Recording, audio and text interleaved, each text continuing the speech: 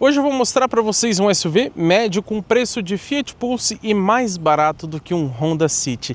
Esse aqui é o Jeep Compass Sport 2026. A gente vai conferir tudo nessa avaliação completa, como desempenho, consumo, fazer um 0 a 100, espaço interno, acabamento, preço, porta-malas, enfim, a gente vai falar de tudo para entender se vale a pena ou não você levar para a garagem da sua casa o Compass 2026 nessa versão de entrada. Como de costume, vamos começar falando sobre design. E eu cito já para vocês que o visual é o mesmo de abril de 2021. E ele já mudou pouco em relação ao primeiro lançamento em setembro de 2016. Então são 5 anos com exatamente o mesmo visual e quase 10 anos com praticamente o mesmo visual. Que coisa, hein? Vamos aos detalhes. Nessa versão, as 7 fendas aqui da Jeep são não prata, né? Algumas versões têm outros acabamentos.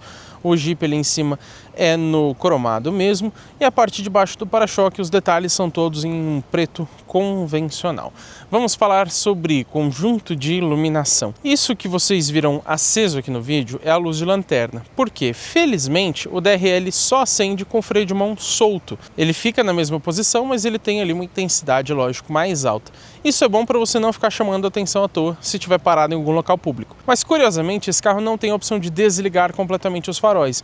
Então à noite a posição mínima que você consegue colocar é justamente a lanterna. Então de dia você não chama atenção à toa porque o DRL não acende, mas à noite vai ficar com os faróis baixos ligados ou no mínimo a lanterna. A Jeep acertou parcialmente. E eu digo isso também pela escolha do conjunto de iluminação. Quase tudo é LED, mas a seta ainda é do tipo convencional. Farol baixo, farol alto do tipo por espelhos, mas em LED. E felizmente, mesmo nessa versão de entrada, tem o farol de neblina, que também é em LED e possui a luz de conversão estática. Então, abaixo de mais ou menos 40 km por hora, ele acende somente de um dos lados. Outra coisa que eu esqueci de ressaltar, se você tiver com a posição de lanterna ligada, quando você dá seta, ele vai somente enfraquecer o DRL, mas se você tiver com a lanterna desligada, aí ele desliga totalmente o DRL quando você dá seta. Aí dá até aquela impressão de que queimou, né? Mas é normal. Mas aqui na lateral a gente encontra rodas de liga leve aro 18 com pneus medida 225/55 de uso urbano. Só que essas rodas aqui que vocês estão vendo são parte de um pacote opcional. O tamanho é exatamente o mesmo na roda que é item de série, mas ela é prateada. E eu até gosto do visual, inclusive. Essa aqui é a mesma da Longitude, por exemplo, que é uma versão acima, né, com acabamento escurecido. Tem o logo Compass aqui na lateral, aquele plástico preto padrão já de todo SUV.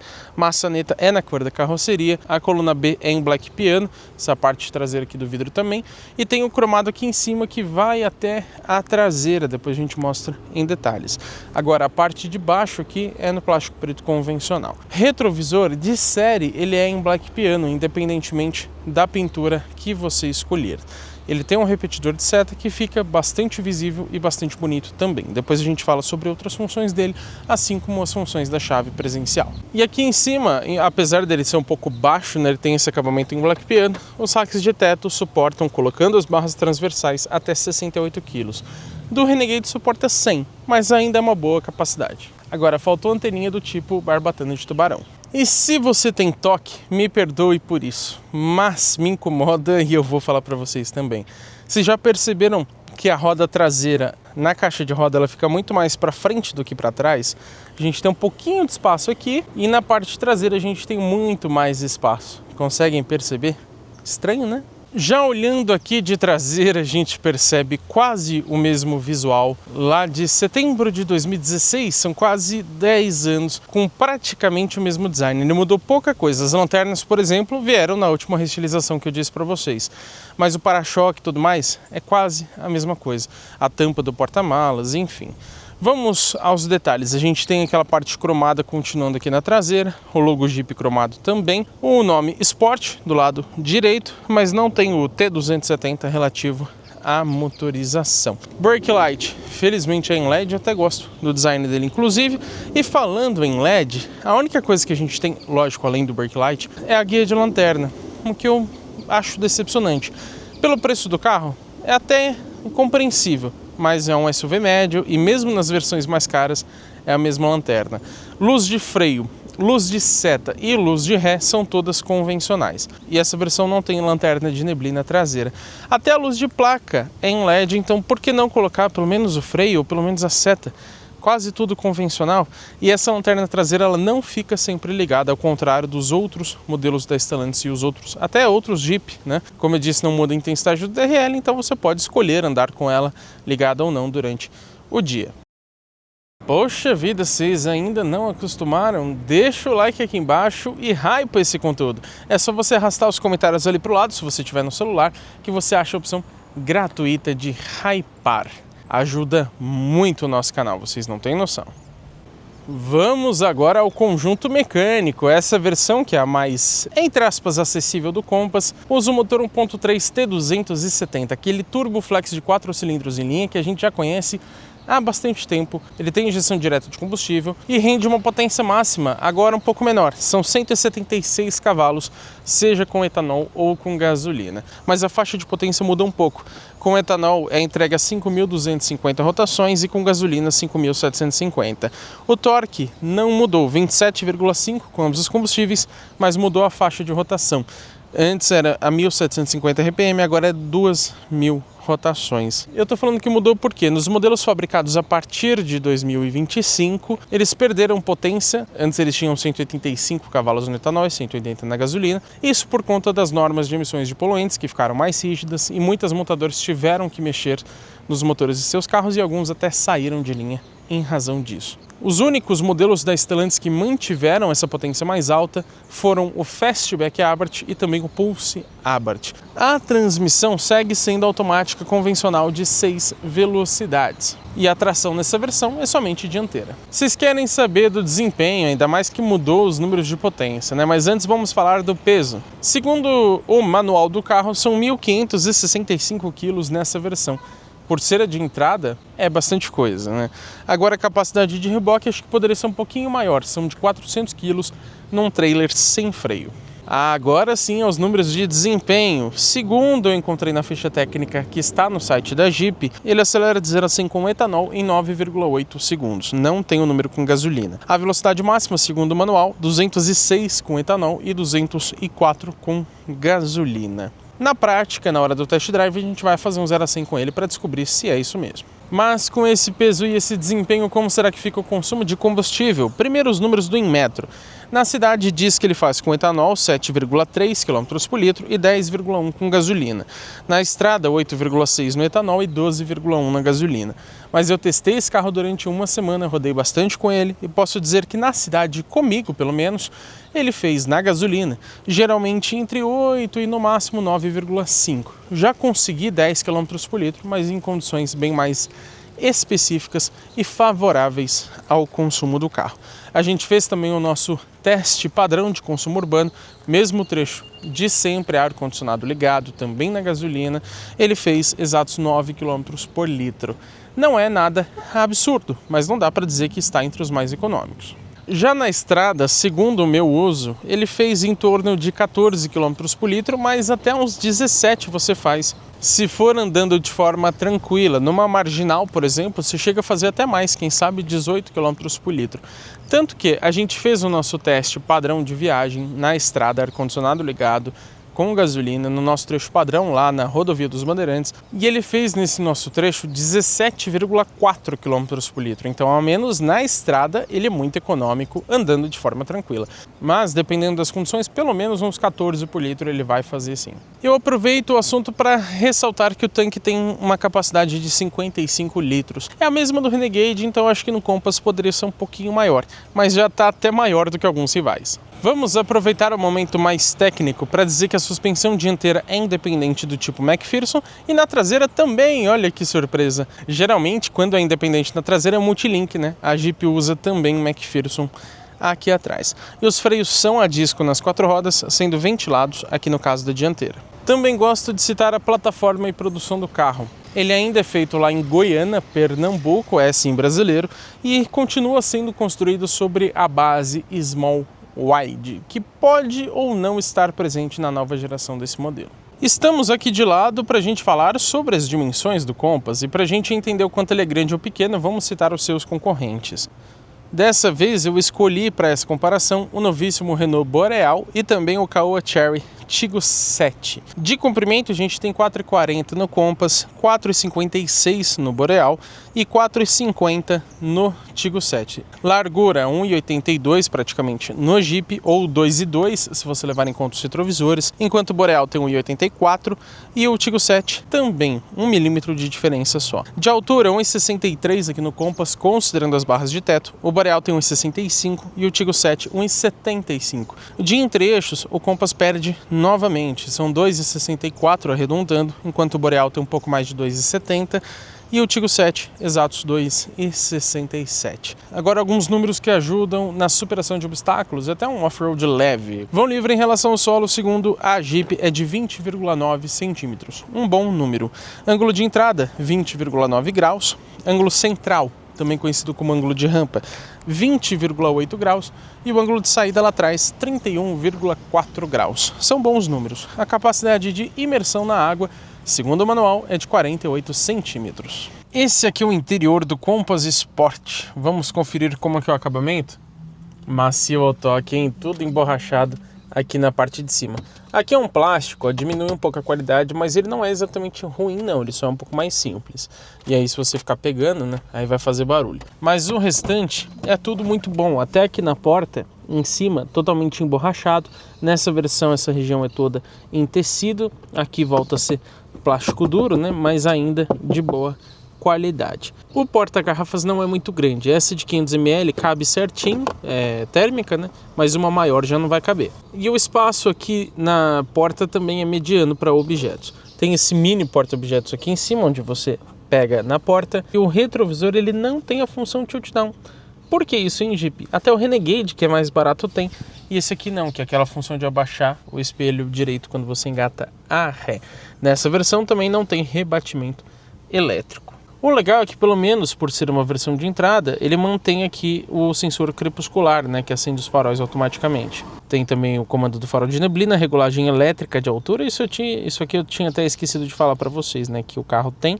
E aqui, quando os faróis estão ligados, para você mexer no brilho do painel. E de todos os outros comandos, inclusive do volante, né, tudo que tiver luz aqui dentro. Não tem soleirinha nessa versão, mas olha que bacana, hein? Versão de entrada e já vem de série com tapetes de borracha com a borda alta. Isso aqui na verdade é um acessório, mas nessa versão eles resolveram colocar de série, então é um ponto positivo, fácil de limpar também. O banco do motorista, lógico, não é elétrico, mas tem o ajuste de altura manual. E falando para vocês em bancos, é esse acabamento que a gente tem nessa versão. Porém, faz parte de um pacote opcional. De série, ele é em tecido. Mas os bancos são bons, são um pouquinho duros, mas eu acho confortáveis. Tem um ajuste também variável, então nenhum problema quanto a isso. Vamos falar agora sobre ar-condicionado. Ele é totalmente digital e de duas zonas, então você regula uma temperatura para o motorista e outra para o passageiro. O legal é que tem praticamente todos os comandos físicos. Eu digo praticamente porque você pode fazer os comandos aqui pela central multimídia também, se você preferir.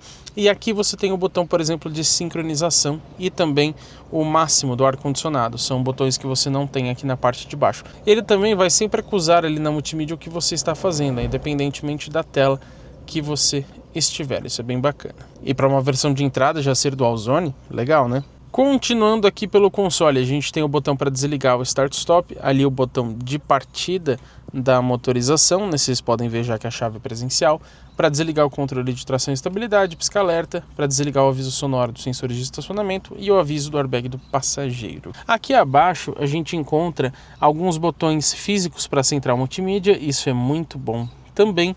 Ali abaixo um compartimento, nessa versão não tem o carregador de celular por indução, infelizmente, mas você tem aqui duas entradinhas USB, sendo a de cima do tipo C. Eu não sei se eu vou conseguir mostrar para vocês, mas ele tem uma abertura ali em cima que eu achei que fosse refrigeração, mas não é. Acredito que nessa versão de entrada realmente não tenha. Aqui a gente tem ainda nessa versão o freio de estacionamento eletrônico, isso é bem legal.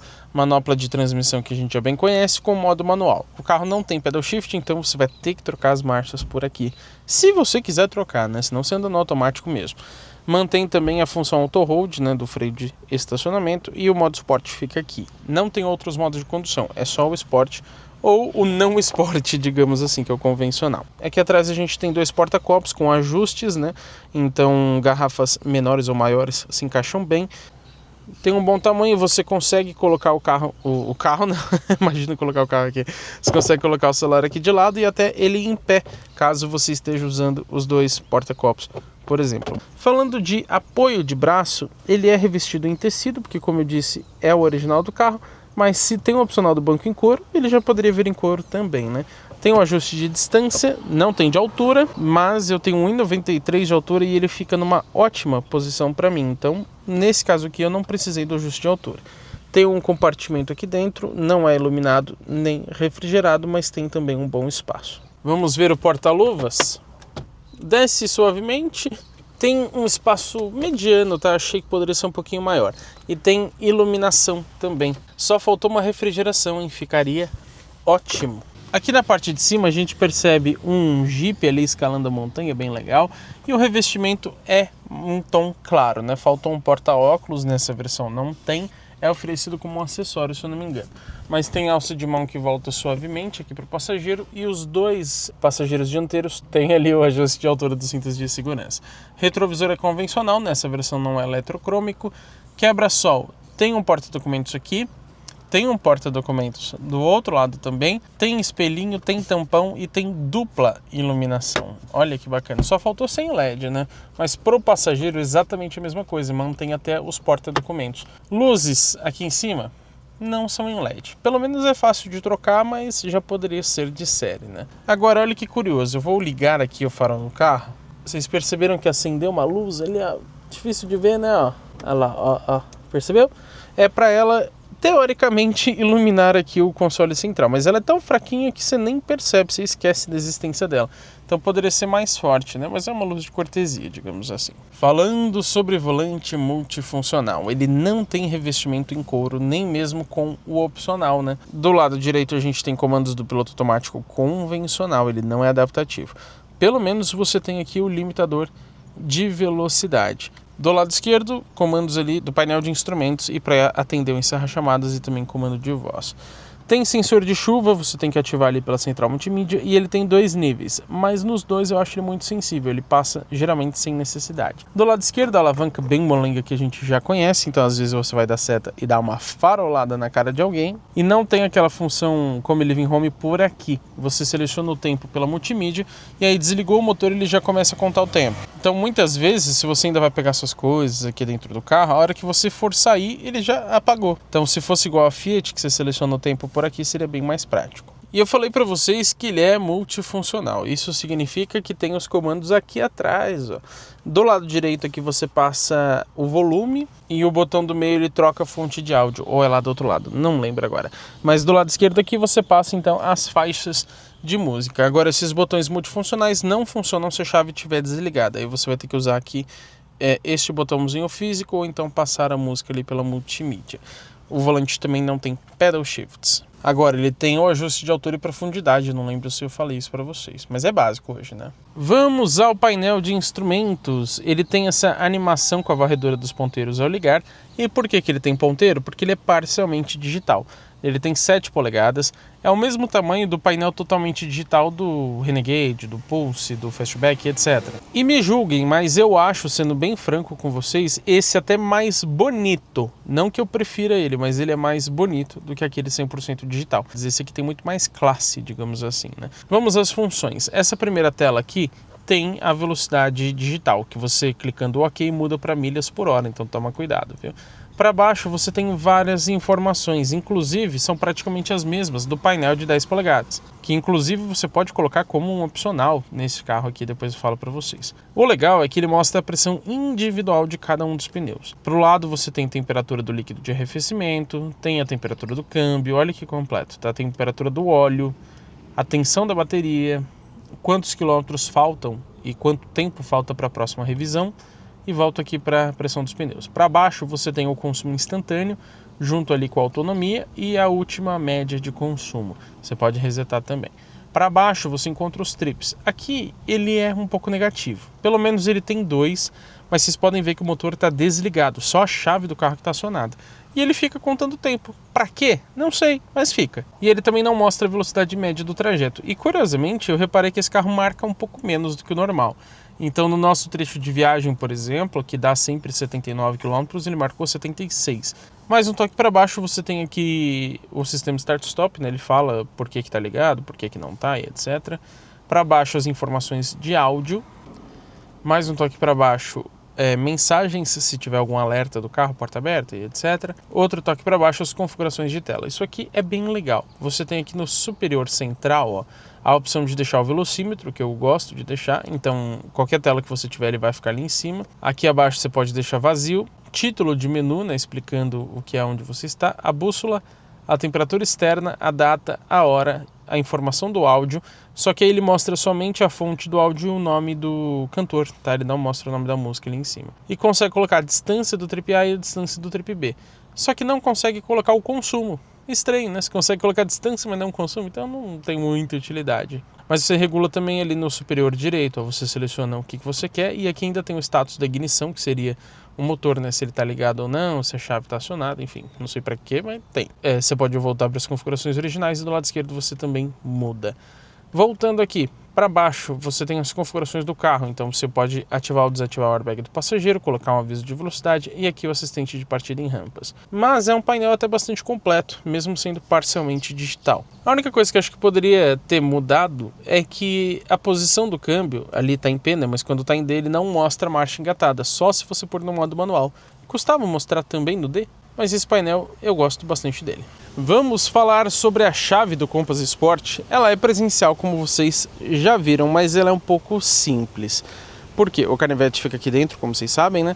Ela só tem abertura e trancamento das portas. Não tem destrancamento do porta-malas, nem o botão de sinalização, né, para acionar luzes e buzina, muito menos a partida remota. Mas com a chave no bolso, basta você clicar neste botão para ele subir automaticamente todos os vidros até o final. Para abrir o carro, lógico, com a chave perto, é só colocar a mão aqui na maçaneta. E a gente percebe também que toda vez que você coloca a mão na maçaneta, ele pisca o alerta. Curioso, como se estivesse abrindo toda vez. E com o carro trancado, se a gente segurar o botão de abertura aqui, ele também vai abrir todos os vidros. Se eu soltar, eles não param, tá? Eles continuam até o final. Lista de equipamentos completa eu deixo na descrição ou nos comentários para vocês, mas eu vou citar aqui a central multimídia para vocês.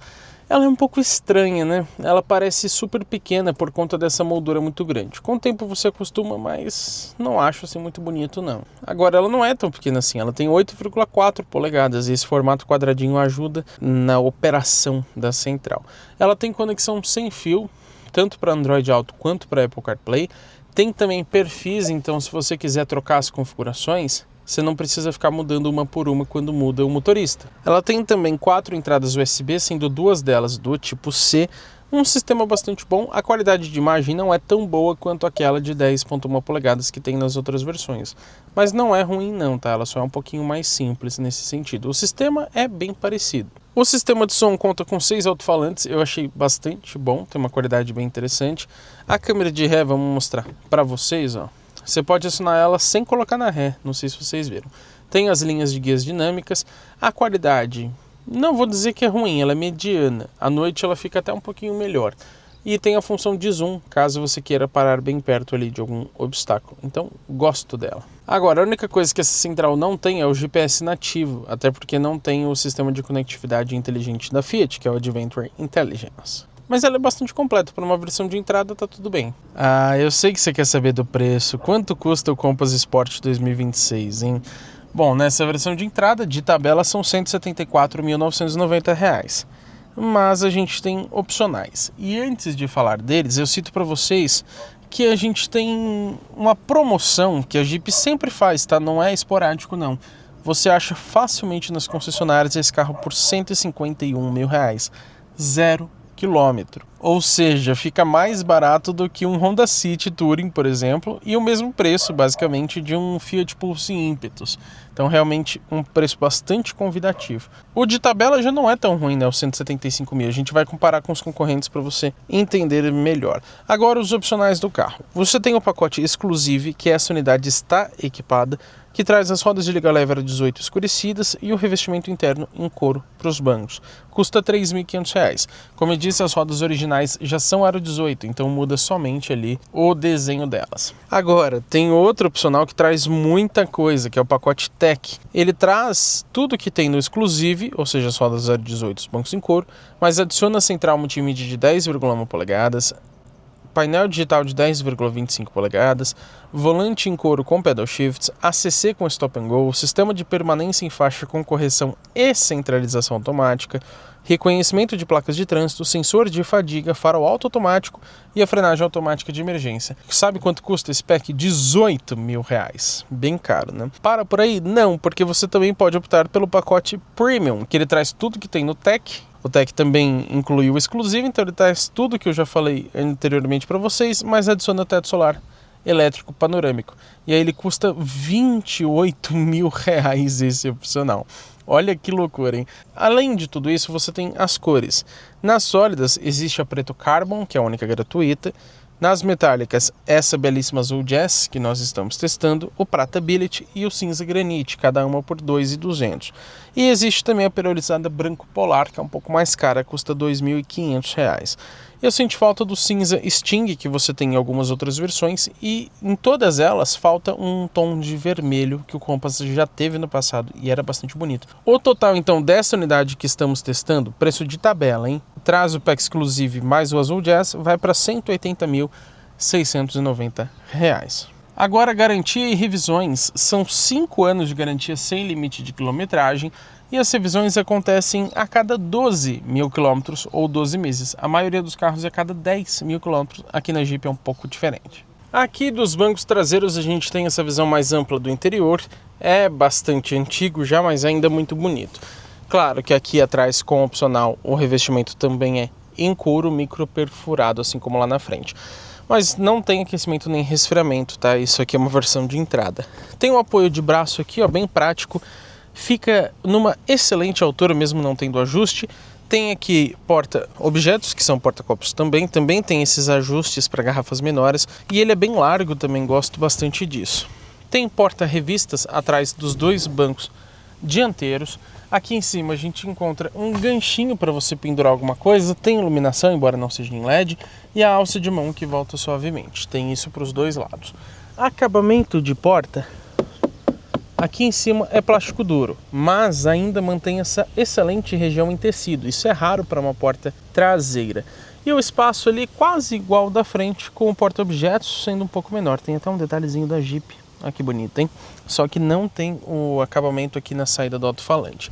Falando em saída, temos saídas de ar para os bancos traseiros e duas entradinhas USB, sendo uma delas do tipo C. O túnel central não é assim tão alto, esses tapetes, como eu disse, ajudam bastante. E falando sobre espaço interno para vocês, eu tenho 1,93 de altura praticamente.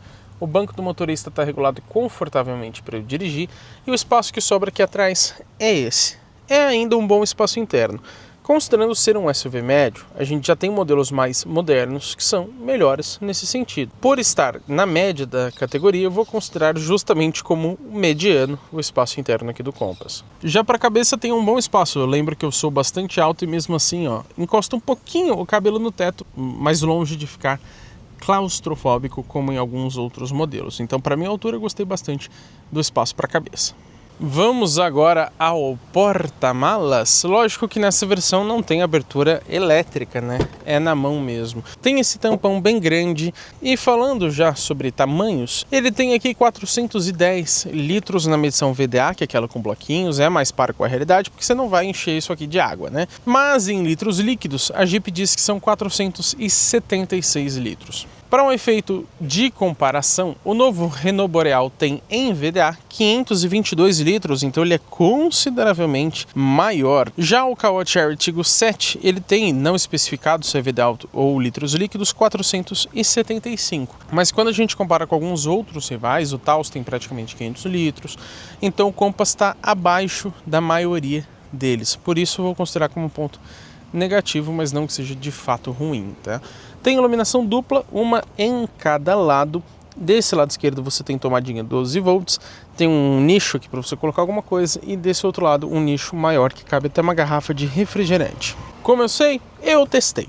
A gente tem aqui esse piso variável, isso eu acho genial, todo carro poderia ter.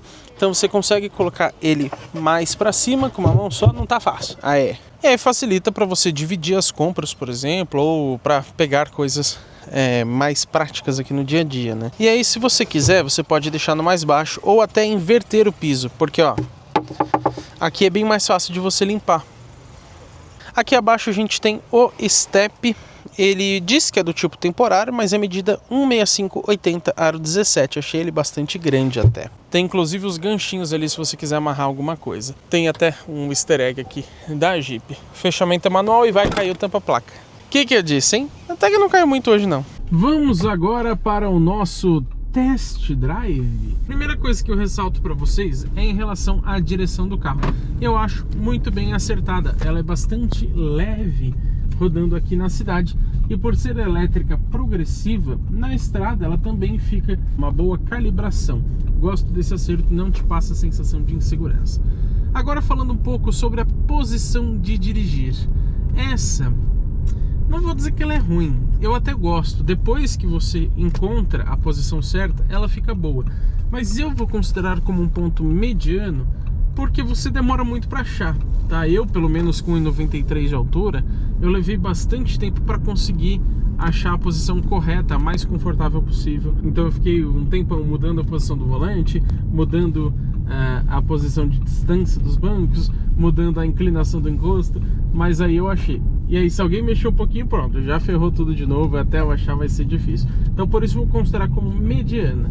60 um pouco mais alto, normal de SUVs, mas sendo um SUV médio aqui eu não achei nada exagerado, então tá tudo certo. Vamos ao nosso teste de dinâmica. Por desencargo de consciência eu vou colocar aqui no modo Sport, mas a gente sabe que muda mesmo a transmissão, né? Não necessariamente aqui o volante. Vamos tentar descer um pouco mais rápido aqui, se aquela senhora nos permitir. Ela tá dando seta no zigue-zague? Bom, vamos lá. Ó, indo um pouco mais rápido aqui, ó, a gente percebe, ó, entrou forte ali o controle de estabilidade. O que a gente percebe aqui, pessoal? A dinâmica ela é intermediária. Para um SUV médio, tá dentro do normal, com suspensão independente e tudo mais. Mas ela não se destaca, por isso que eu não considero como um ponto positivo exatamente. Eu vou entrar como mediano mesmo. Mas não é exatamente ruim, tá? Ó, passando na valeta aqui a 9 km por hora, essa valeta é bem considerável, então sem problemas, porque o carro tem uma boa altura em relação ao solo. Vai ser difícil você raspar ele. Tem mais uma valeta aqui, ó. Ó, muito tranquilo. Aqui a gente passou a 17 km por hora e ele passa com muita suavidade também por conta da suspensão independente, né? Então ele balança menos o carro. Eu acho que a rolagem de carroceria, ela está bem presente, né? Você sente o carro inclinar, mas é um SUV com pegada confortável. Como não é um carro esportivo, tá tudo certo. Vamos falar um pouquinho sobre isolamento acústico. Sinceramente, eu achei um ponto até positivo desse carro. Não é nada surpreendente, mas pelo preço dele, ainda mais quando você considera o valor promocional de 150, como eu disse, é um bom isolamento acústico, ele consegue filtrar bem os barulhos externos. Na estrada entra um pouquinho de barulho de vento, mas não é um carro exatamente premium, tá? Então tá tudo bem. Sobre a motorização também não achei ela muito barulhenta, geralmente ela é silenciosa, andando de forma tranquila. É claro que pisando fundo ela grita, mas também não grita absurdos não. Vamos agora ao nosso teste de 0 a 100 com esse carro. Eu vou colocar o cronômetro aí na edição para vocês, então eu não estou vendo em tempo real, tá, pessoal? Mas eu vou passar a minha percepção aqui sobre o desempenho do carro. Acabei de colocar aqui no modo Sport, já desliguei o controle de tração e estabilidade e também vou desligar o ar-condicionado. Vou deixar só o ventilador, tá? Mas não rouba a potência da motorização. Vamos lá, pessoal, vai abrir o farol, ó, saindo. No comecinho demora um pouco, mas depois embalou bem, ó, vamos ver. E 90, 100, 110, 120. E aí, me diga o que vocês acharam. Eu vou ligar o ar-condicionado porque tá calor, hein, rapaz. Eu achei um bom desempenho, mas poderia ser melhor. Qual que é a questão? Não que o Compass seja manco, longe disso, mas também tá longe, por exemplo, de ser o 2.0 turbo que ele tem em algumas versões, né? O que eu quero dizer é, o Compass ele ficou menos potente, como eu disse para vocês, embora o torque não tenha mudado, mudou só a faixa que ele é entregue. E ele é um carro bastante pesado. A gente tem um Taos, por exemplo, que tem um pouco menos de potência, mas tem um torque parecido e é um carro mais leve. Então você sente ele um pouco mais ágil, digamos assim. Aqui no Jeep ele não empolga, ao contrário do Renegade, por exemplo. No Renegade você percebe que é um desempenho bastante bom. Aqui ele é o suficiente, digamos assim, para um carro desse porte. Pelo valor do carro tá tudo bem, né? 150 mil, como eu disse. Vamos fazer uma aceleração aqui, ó, pé no fundo. Ó, a resposta nem demora, né, o delayzinho. E depois ele vai bem, ó. Então se você precisa fazer retomadas de velocidade, ultrapassagens e etc, você não vai ter problema com esse carro. Ele só não é impressionante, o desempenho. Por isso eu vou considerar como mediano, está na média da categoria. Vou dar meio pedal mais ou menos, ó. Olha como responde bem, estão vendo? Passou ali de 12.000 rotações, ele já tem todo o torque disponível. Então é assim um bom desempenho para andar na cidade, para não dirigir de forma esportiva o tempo todo, né? Falando um pouco sobre como é dirigir o Compass, é um ponto bastante positivo.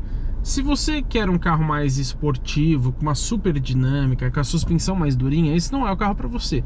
Ele é um pouco mais familiar. Mas para quem gosta de dirigir mais tranquilo, geralmente mesmo, para quem prioriza o conforto, um carro menos, digamos que cansativo de dirigir, o Compass é uma excelente opção nesse sentido. Ele é muito prazeroso, é um carro muito bom de dirigir. Vamos falar sobre suspensão, vou ficar quietinho para vocês escutarem.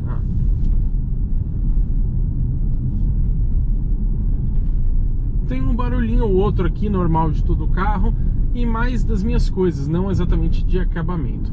Falando sobre conforto de suspensão, é realmente um ponto bastante positivo. A gente passa por esses desníveis mais altos sem chacoalhar tanto aqui dentro do carro, sem pular muito.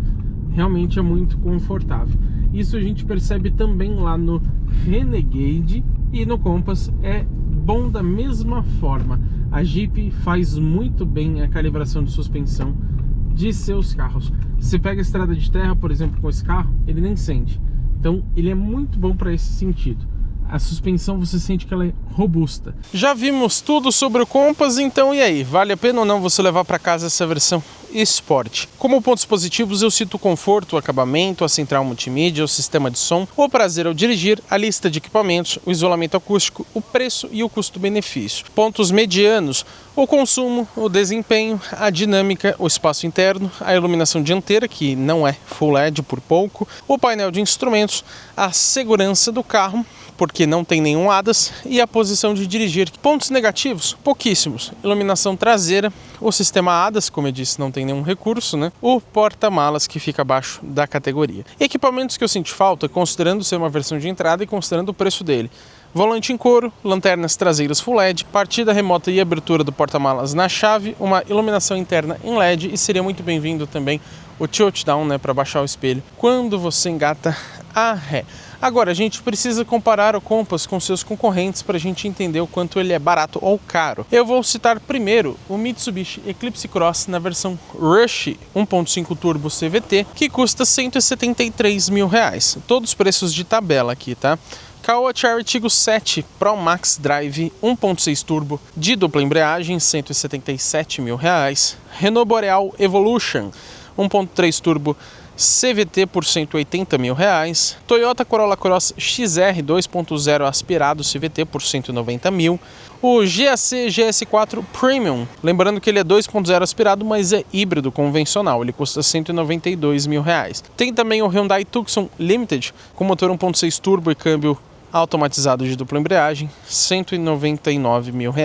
O Volkswagen Taos na versão Comfortline 1.4 turbo por R$ 200 mil. O Honda ZR-V Touring 2.0 aspirado CVT por 215. E por último, mas não menos importante, Ford Territory Titanium 1.5 turbo de dupla embreagem também por 220. Então a gente pode perceber que o preço do Compass está abaixo da maioria dos concorrentes, principalmente se a gente considerar os R$ 151 mil que ele chega nas promoções. Eu posso então concluir para vocês que pelo preço de tabela, que já é competitivo, você até poderia considerar algumas outras opções mais modernas e lançadas mais recentemente. Porém, quando a gente fala nos R$ 150 mil do preço promocional, o Compass está praticamente sozinho entre os SUVs médios. Ou seja, se você quer um SUV médio gastando pouco, o Compass Sport, pelo preço de um Honda City ou de um Fiat Pulse, é uma excelente opção. O consumo poderia ser melhor, eu entendo, mas também não é assim tão assustador pelo porte do carro. Eu concluo então que eu particularmente teria facilmente essa versão e nem precisa dos opcionais.